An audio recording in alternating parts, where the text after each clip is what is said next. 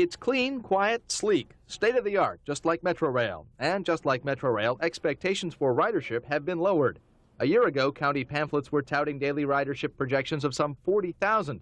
Now listen to Metro Transit Chief Joe Fletcher. We're probably talking 8,000 to 10,000 people. But a lot of commuters will find the Metromover handy for getting around town at 25 cents a ride. Cars have been making practice rounds for weeks. They're fun to watch, fun to ride in. The only place they're not appreciated is in some 5th and 6th floor rooms at the Howard Johnson's downtown. Trackside lodgings go for a discount. It's not a positive thing to look out your window in the morning and see this train going by.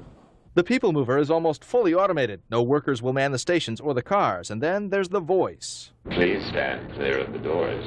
Hold on. Is it human or is it computer? It's very hard to tell the first few times you hear it, but actually it's a little of both. It's a human voice synthesized to sound like a computer.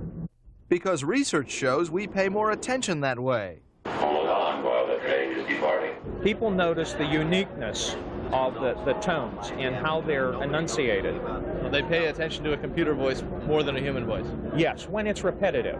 But one stop along the line stumped the computerized voice. Please hold on. You are approaching. The College Station went unannounced. The voice may have to cram for its next test. The People Mover's opening in 2 weeks. Nick Bogert, News 4.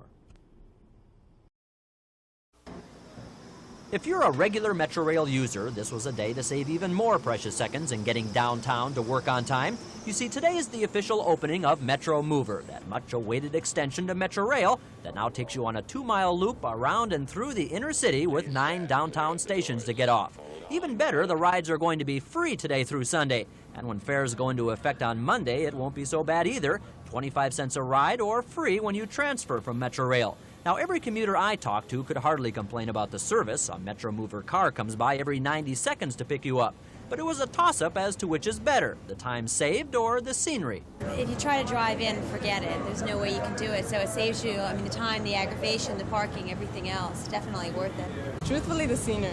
I like it much better. There's a lot of scenery and a lot of things I didn't know existed around here in downtown Miami. I found out by riding the Metromover. I usually walk, to be honest with you, but when it gets too hot, I'll use it. It's, what do I like? I don't have to drive on the highways. So for the next few days, there's going to be a lot of people looking at maps to see how close Metromover takes them to where they want to go, and probably a little confusion. I work at Verdines, and I'm not sure how it helps me yet, because so far it's taken me longer. I'm lost. Hopefully this will be the short way. Is this where I get off now? John Holden, News 4.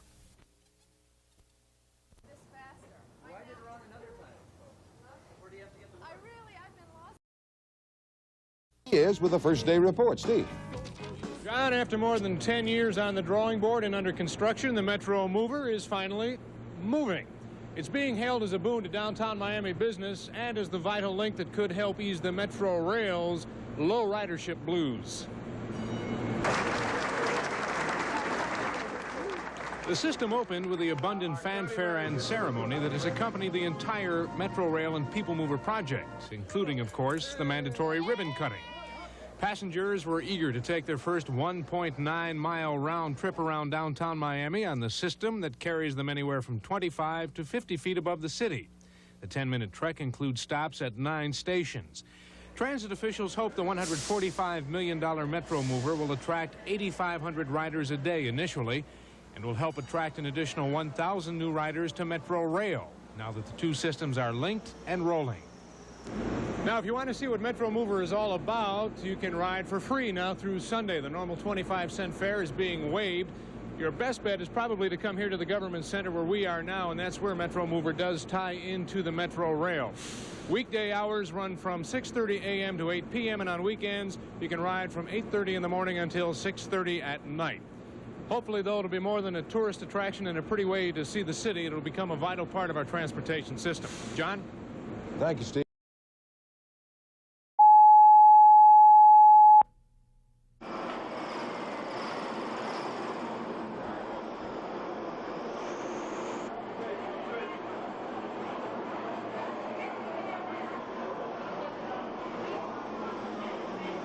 Let them get the feel of it and find out exactly how easy it is to ride and go all the way around the loop and get off where they have to get off, come back and get Metrorail.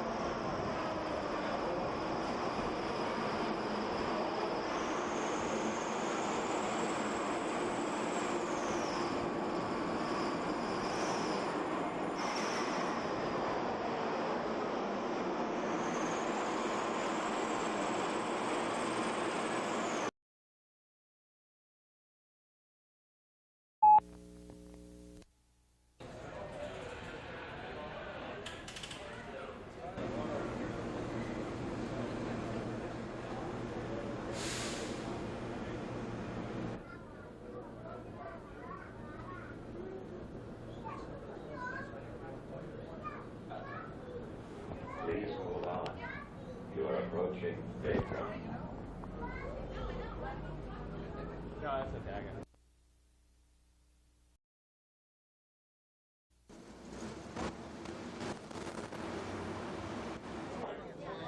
approaching DuPont Plaza.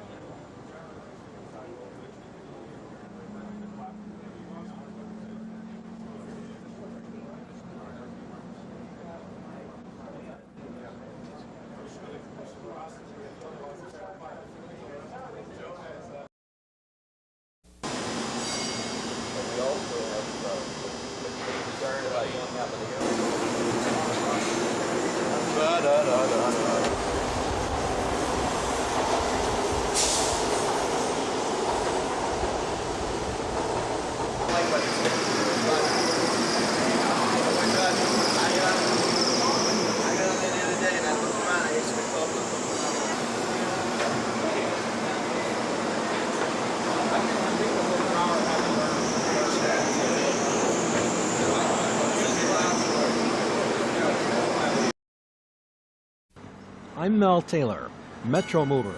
It is a multi-million-dollar dream that has become a reality that officials hope will not become a financial nightmare. Metromover, along with Metro Rail and Dade's bus system, will operate at a loss, approaching $97 million in the red. It has Metro officials scratching their heads, looking for ways to fund operating costs in the future.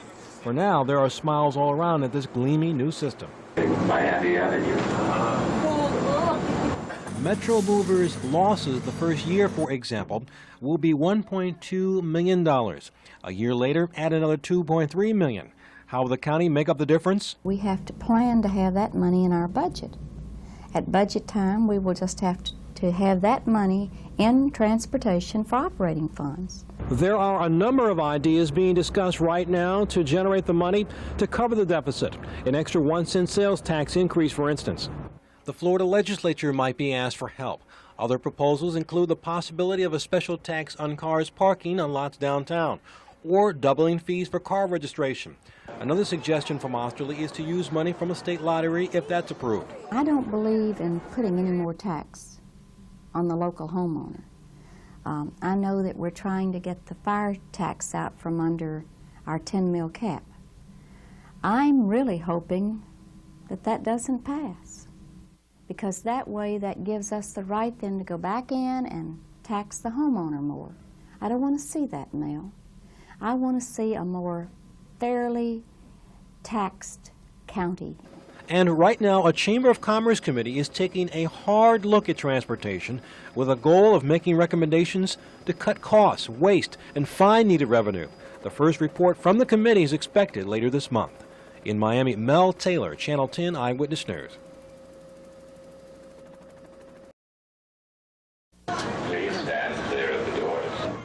When Metromover first opened its doors 10 days ago, rides around the downtown Miami Loop were free. That was supposed to last only through the first weekend, 25 cents a ride after that. Instead, the rides have been free ever since. I think it's a wave of the future. I think it's great. It's fantastic. It saves time. I get to work 20 minutes early in the morning. Indeed, the county is considering keeping it free forever, and for good economic reason. It might be cheaper, transit officials say, to get rid of the turnstiles, fare collectors, and change makers. A study is now underway, and results are expected in about a month. I think whether it's free or not, you're going to find folks ride. I don't think you're going to find too much of a flux. Ironically, most people tell us they would use Metromover just as frequently, even if it did cost a quarter. 25 cents a real bargain. In this day and age, a quarter isn't very much. So far, ridership has been steady and strong, averaging 14,500 a day, well beyond transit official projections. Even Metrorail ridership at $1 a ride climbed 2,000 last week, the Transit Authority says, because of Metromover input. 10-4, we're getting continual ATO status alarm from that vehicle. There have been some minor problems, mostly doors getting stuck. This one, a false alarm, but still requiring passengers to change trains. Overall, the delays have been minimal, averaging 2 to 3 minutes, not enough to cause riders to abandon Metromover. As for next week, the County Transportation Committee will decide on Friday whether to begin charging for Metromover or let the free rides roll again. In Miami, Jack Rotholtz, Channel 10 Eyewitness News on the Business Beat.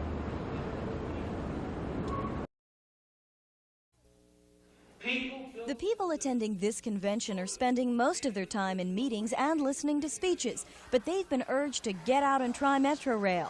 We went on a tour with one of them and asked what's good about it, bad about it, and how more people could be convinced to ride it. We went with an expert, Ken Greger, the head of MARTA, Atlanta's rapid transit system. He thinks Metrorail is clean and efficient. In short, terrific. Yet Greger's aware that Dade County's having trouble getting people to ride it. Learning the reason behind that, he says, should be a #1 priority. I mean, you have to see why folks aren't taking it, marketing research, and see what you can do to make it more attractive to folks. And I believe if the Metrorail folks do that, they will find their system will gradually become more and more successful. Greger says the bus system may in some way be competing with the rail, which isn't good. Metrorail officials are addressing that. Greger adds that the $1 one-way fare might be reduced to attract customers.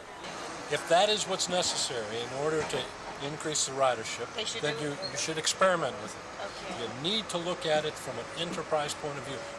All in all, Greger remains high on the system, and so do some others who ventured away from the convention to try it. It's a very high quality of ride. And I think that the ride quality, the noise, and the view from above is really an exceptional part of the system. Metrorail might not be a winner with Miami's commuters, but it is with professional transportation people who predict that lots more people will be riding it in the future. Amy Huggins, News 4. All right, the T-Bus will leave Athens. I'm Patty Odes at the Metrobus Hotline Operations Center in Miami. Nearly 60 employees, specially trained, are manning phones here for the next few weeks, answering questions about the new route changes and listening to complaints. Thousands of them. The biggest complaint is that, I don't have the service that I used to have, and they feel as if we are forcing them into Metrorail, which is not the case at all. Force is the wrong word. We are improving bus connections to Metrorail stations. 43 of the 60 bus routes now will feed directly into the elevated rail system, and transportation officials are hoping that will help the ailing Metrorail. It's running nearly $30 million in the red with only 25,000 passengers a day, adding heavily to the transportation system's $80 million deficit. We intend to save the first year at least $500,000 to $750,000, and hopefully we'll save $1 million. But the real intent was not necessarily to save the dollars, it was to restructure the system so we could get the most efficiency out of the dollars invested. Commuters are investing quarters now in the Metromover system. The downtown loop no longer is free except for Metrorail riders, but few seem to mind this new change. I don't mind. It's okay. It's better than walking. Transportation officials say they expect they'll lose up to 40,000 of their bus riders during the short haul, but they're expecting to pick up a fair percentage of those aboard Metrorail. They say it'll take at least 6 weeks before commuters adjust to all the changes and they get a real feel for the success of Network 86. Aboard Metrorail, Patty Odes, Channel 10 Eyewitness News.